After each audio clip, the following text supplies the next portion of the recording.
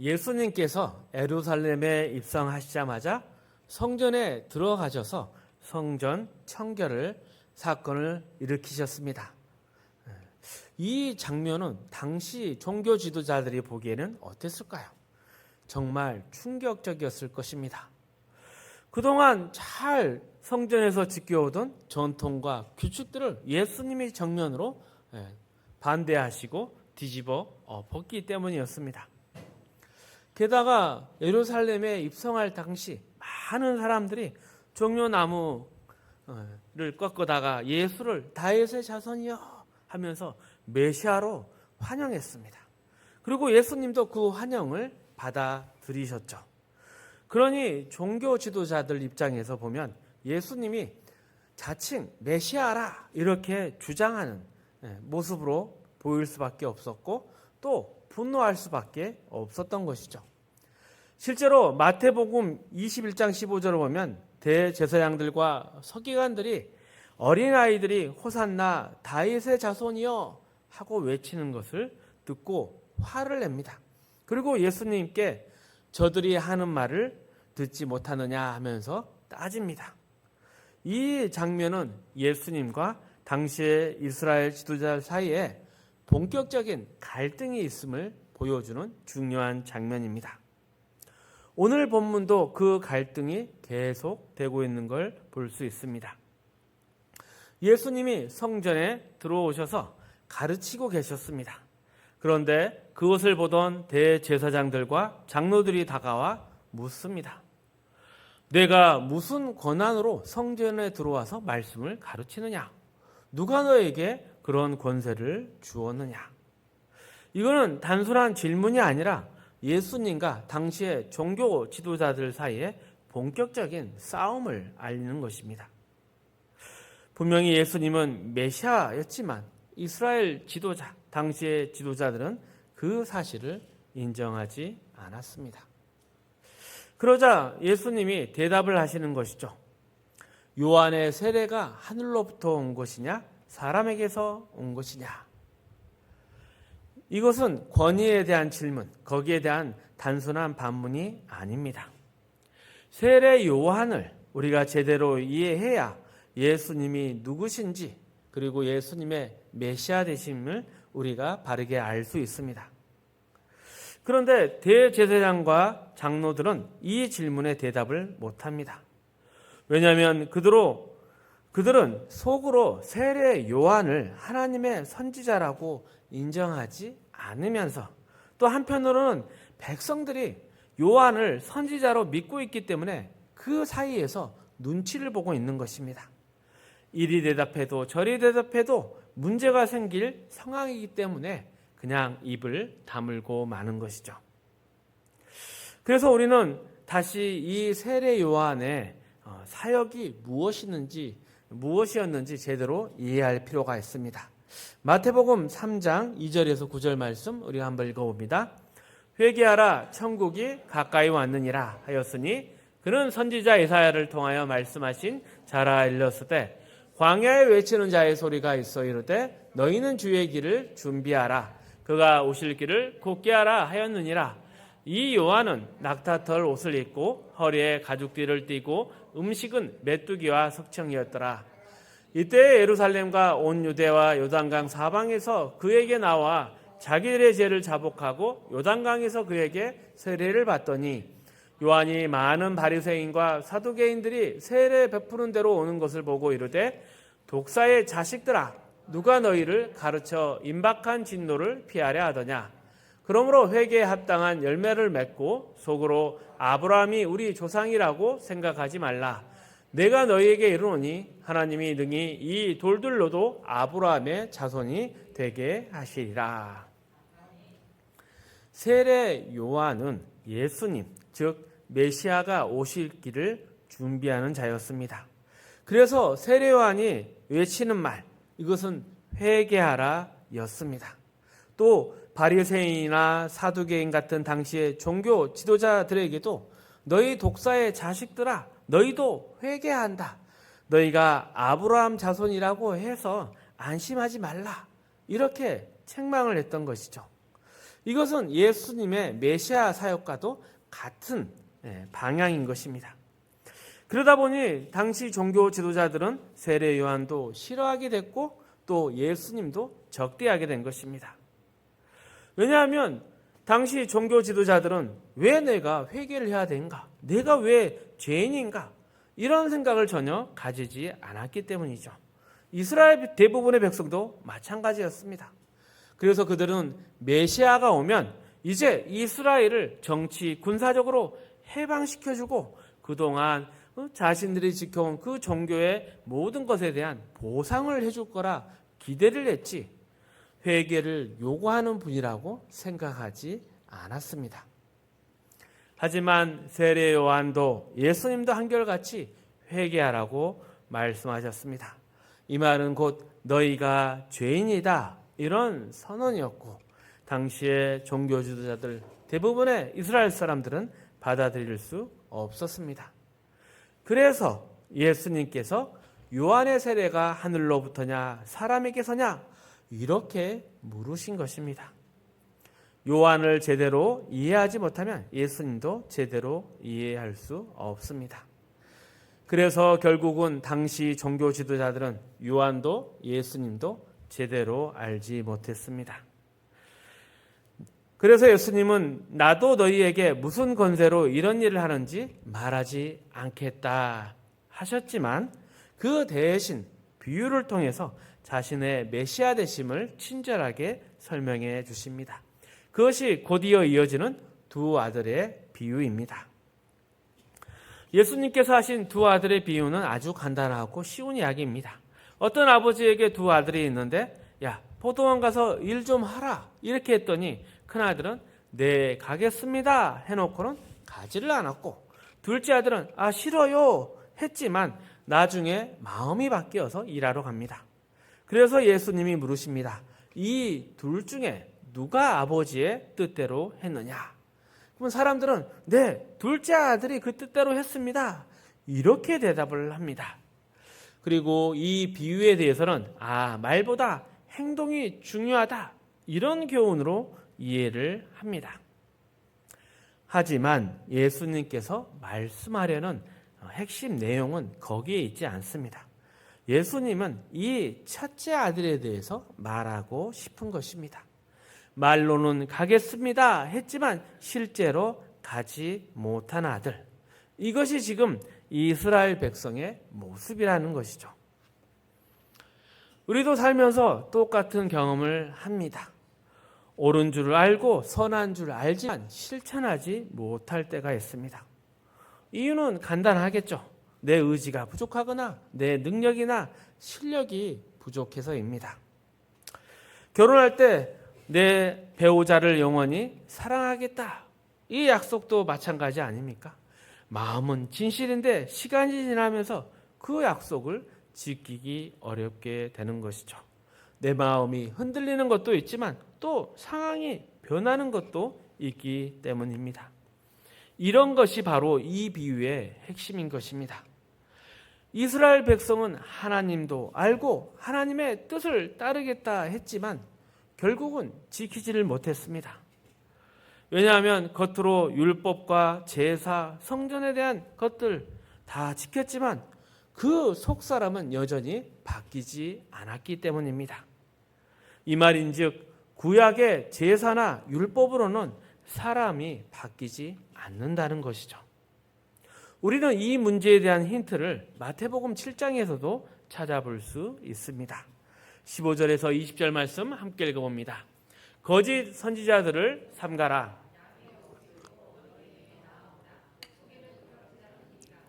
그들의 열매로 그들을 알지니 가시나무에서 포도를 또는 엉겅퀴에서 무화과를 따겠느냐.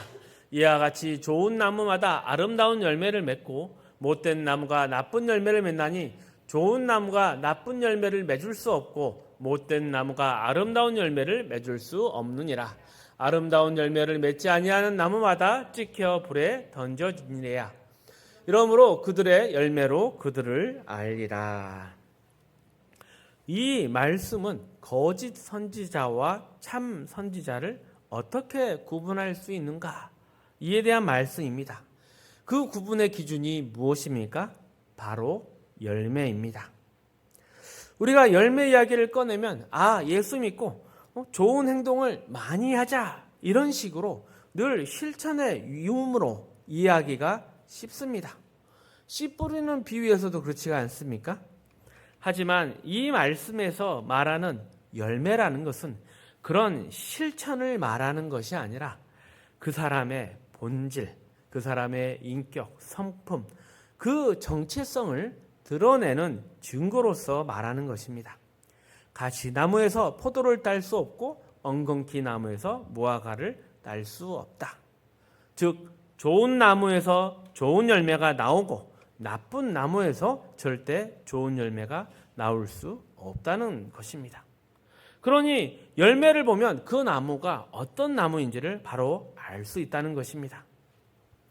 아름다운 열매 맺지 않는 나무는 찍어버릴 것이다. 그것은 열매를 잘 맺어보라. 이런 기회를 주고 그런 변화에 대한 말이 아니라 너가 어떤 존재인지 어떤 나무인지는 너의 열매가 증명하고 있다. 이런 뜻인 것입니다. 이 말은 앞에서 본 큰아들과도 연결이 되죠. 가겠습니다 말은 했지만 실제로 가지 못한 건 그는 그만한 능력이나 실력이 없기 때문입니다. 말을 해도 실천할 수 없는 존재, 그것이 문제입니다. 이 본질적인 한계, 이것을 제대로 또 깨달으려면 우리는 마태복음 3장의 세례 요한의 사역을 다시 살펴봐야 합니다. 7절에서 9절 말씀입니다. 요한이 많은 바리새인과 사두개인들이 세례 베푸는 데로 오는 것을 보고 이르되 독사의 자식들아 누가 너희를 가르쳐 임박한 진노를 피하라 하더냐. 그러므로 회개에 합당한 열매를 맺고 속으로 아브라함이 우리 조상이라고 생각하지 말라. 내가 너희에게 이르노니 하나님이 능히 이 돌들로도 아브라함의 자손이 되게 하시리라. 당시에 바리새인과 종교 지도자들은 자신이 아브라함의 자손이라 믿었습니다. 그런데 세례 요한은 그들을 책망하죠. 너희는 독사의 자식들이다. 이 말이 무슨 뜻이겠습니까? 뱀의 자식은 뱀인 것입니다. 뱀의 자식이 강아지가 될 수 있겠습니까? 자신들이 아무리 겉으로 아브라함의 후손이라 하지만 그 실제의 삶이나 그 실제 내용은 그렇지 않다는 것입니다. 그래서 너희도 회개해야 한다. 이 말을 하는 것이죠. 그리고 덧붙입니다. 이미 도끼가 나무 뿌리에 놓였다. 좋은 열매를 맺지 않으면 그 나무는 찍혀 불에 던져질 것이다. 좋은 나무는 좋은 열매를 맺고 나쁜 나무는 잘라버린다. 이런 뜻을 가지고 있습니다. 그러니 세례 요한의 강조의 핵심은 너희가 악한 행동을 하는 건 너희 본질이 악하기 때문이다. 너희는 진짜 아브라함의 자손이 아니다. 진짜 그 본질을 바꾸기를 원하면, 하나님의 자손이 되기를 원하면 회개가 필요하다는 것입니다. 이에 대한 논쟁을 또 이해하기 위해서 요한복음 8장의 내용을 함께 읽어보겠습니다. 좀 길지만 함께 읽습니다. 31절 47절. 그러므로 예수께서 자기를 믿은 유대인들에게 이르시되 너희가 내 말에 거하면 참으로 내 제자가 되고 진리를 알지니 진리가 너희를 자유롭게 하리라. 그들이 대답하되 우리가 아브라함의 자손이라 남의 종이 된 적이 없거늘 어찌하여 우리가 자유롭게 되리라 하느냐. 예수께서 대답하시되 진실로 진실로 너희에게 이르노니 죄를 범하는 자마다 죄의 종이라. 종은 영원히 집에 거하지 못하되 아들은 영원히 거하나니 그러므로 아들이 너희를 자유롭게 하면 너희가 참으로 자유로우리라. 나도 너희가 아브라함의 자손인 줄 아노라. 그러나 내 말이 너희 안에 있을 곳이 없으므로 나를 죽이려 하는도다. 나는 내 아버지에게서 본 것을 말하고 너희는 너희 아비에게서 들은 것을 행하느니라. 대답하여 이르되 우리 아버지는 아브라함이라 하니 예수께서 이르시되 너희가 아브라함의 자손이면 아브라함이 행한 일들을 할 것이거늘 지금 하나님께서 들은 진리를 너희에게 말한 사람인 나를 죽이려 하도다. 아브라함은 이렇게 하지 아니하였느니라. 너희는 너희 아비가 행한 일들을 하는도다. 대답하되 우리가 음란한 데서 나지 아니하였고 아버지 한 분뿐이시니 곧 하나님이시로다. 예수께서 이르시되 하나님이 너희 아버지였으면 너희가 나를 사랑하였으리니 이는 내가 하나님께로부터 나와서 왔음이라. 나를 스스로 온 것이 아니요 아버지께서 나를 보내신 것이라. 어찌하여 내 말을 깨닫지 못하느냐? 이는 내 말을 들을 줄 알지 못함이로다. 너희는 너희 아비 마귀에서 났으니 너희 아비의 욕심대로 너희도 행하고자 하느니라. 그는 처음부터 살인한 자요 진리가 그 속에 없으므로 진리에 서지 못하고 이는 그가 거짓말쟁이요 거짓의 아비가 되었음이라. 내가 진리를 말함으로 너희가 나를 믿지 아니하는도다. 너희 중에 누가 나를 죄로 책잡겠느냐? 내가 진리를 말하는데도 어찌하여 나를 믿지 아니하느냐? 하나님께 속한 자는 하나님의 말씀을 듣나니 너희가 듣지 아니함은 하나님께 속하지 아니하였음이로다. 예수님이 유대인과 논쟁을 벌입니다. 유대인들은 우리는 거룩한 하나님의 자녀 아브라함의 자손이다 이렇게 주장을 합니다. 그러자 예수님이 너네가 진짜 아브라함의 자손이면 아브라함처럼 살아야 하지 않겠느냐? 아브라함은 하나님의 말씀에 순종했다. 그런데 너희는 하나님이 보내신 나를 메시아로 인정하지도 않고 오히려 배척하고 있다. 아니 그게 어떻게 아브라함의 자손이란 말이냐? 너희가 내 말을 듣지 아니하고 거부하는 것은 너희가 하나님께 속하지 않았기 때문이다. 너희의 참된 아버지는 하나님이 아니라 마귀다. 이렇게 말씀하시는 겁니다. 이게 바로 예수님께서 말씀하신 두 아들의 비유의 핵심입니다. 겉으로는 하나님의 자녀라가 말을 하지만 거듭나지 않으면 하나님의 말씀을 들을 수도 없고 지킬 수도 없는 것입니다. 그리고 중요한 것은 이 거듭남은 성전이나 제사, 율법 이런 거로 되는 것이 아닙니다. 오직 예수 그리스도를 통해서만 가능한 것입니다. 이것이 오늘 말씀의 핵심입니다. 그런데 오늘날 한국교회 신앙 분위기를 보면 사람은 변하지 않으면서도 성경적인 열매만 기대하는 모순이 있습니다. 예수를 믿는다 말아지고 또 십자가를 앞세우지만 본인이 정작 원하는 것은 세상의 성공과 물질적인 보상입니다. 하나님의 사람으로 하나님을 닮아가고 변화되는 문제는 외면하고 있고 신앙을 이용해서 자기의 자랑과 소원을 이루려는 이런 모습이 바로 한국교회의 안타까운 모습입니다. 하지만 주님의 말씀대로 포도를 맺으려고 하면 포도나무가 되어야 합니다. 거듭나지 않고 하나님의 자녀로 변화되지 않으면서 신앙이라는 이름으로 원하는 열매만 얻어서는 안 되는 것입니다. 그래서 우리가 예배, 기도, 헌금, 봉사 이런 것조차도 참된 믿음의 열매가 돼야 되는데 이게 열매가 되는 게 아니라 자신의 소원을 이루기 위한 수단이 되어버렸습니다. 우리가 진짜 구원을 얻었다면 그 구원에 맞는 우리의 변화가 있어야 되고 거기에 따르는 자연스러운 삶의 열매가 맺혀야 됩니다. 이 열매는 사서 붙이는 것이 아니라 그 나무에 생명이 있으면 자연스럽게 맺어지는 것입니다. 예수 그리스도께서 우리를 죄와 사망에서 또 어두움과 무지함에서 구원해 주셨습니다. 그리고 이 구원은 우리에게 새로운 기회를 주게 된 것입니다. 하나님의 자녀라는 새로운 신분, 그리고 그 자부심과 또 그에 따라 행동하고 살아야 될 책임이 따르게 되는 것입니다. 그런데 오늘날 우리의 신앙은 그 구원의 변화, 그리고 그 훈련과 노력에 대한 관심이 있는 것이 아니라 누가 더 많이 가지고 있고 잘 사느냐, 더 성공이 있느냐 이런 것만 따집니다. 신앙의 기준이 세상적인 물질과 형편으로 바뀌어 버렸습니다. 하지만 하나님의 사랑과 또 그 사랑에 따른 우리의 신앙의 모든 것들은 물질로 평가할 수가 없습니다. 그리고 또 이러한 영적인 차원의 문제와 상태에 대해서 이 땅에 겉모습으로 판단해서도 안 될 것입니다.